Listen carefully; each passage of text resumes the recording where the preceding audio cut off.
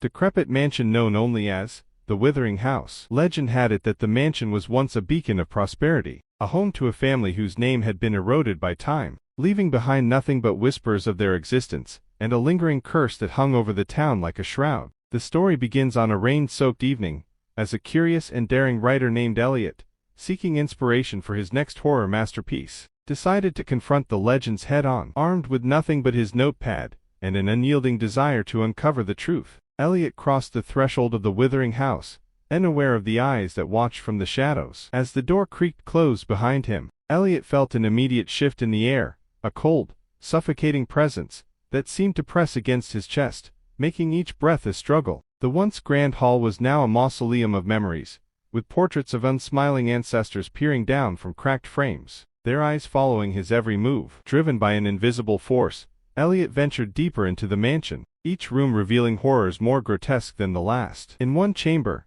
a grand piano played a discordant melody on its own, the keys stained with what appeared to be dried blood. Another room held an impossibly long dining table set with decaying feast, chairs pulled out as if the guests had just risen in the middle of their meal, disturbed by an uninvited presence. But it was in the heart of the Withering House that Eliot discovered its darkest secret, a library that pulsed with a malevolent energy, its shelves groaning under the weight of forbidden tomes bound in human flesh. At the center of this nightmare, a single book lay open on a pedestal, its pages fluttering as if caught in a perpetual breeze. The words written upon the ancient parchment seemed to shift and squirm, refusing to be read in the dim light. Compelled by a mixture of fear and fascination, Eliot reached out to touch the book, only for the air to be ripped apart by a bone-chilling scream. The scream seemed to come from the very walls of the mansion, a sound so filled with anguish and terror that it threatened to shatter his soul. It was then that Eliot realized the mansion was alive, and he was not its guest but its prisoner. The Withering House began to morph around him, corridors twisting into impossible shapes,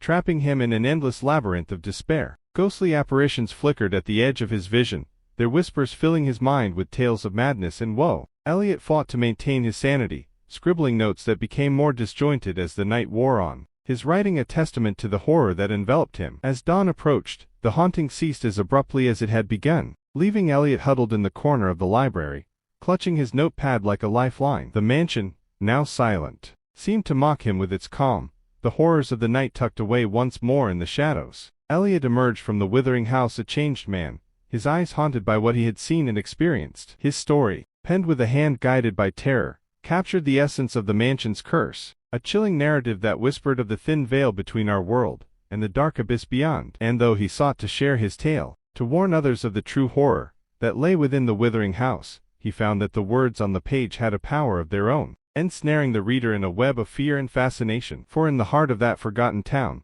the mansion waited, its stories eager for the next unwary soul to cross its threshold, forever blurring the line between fiction and reality.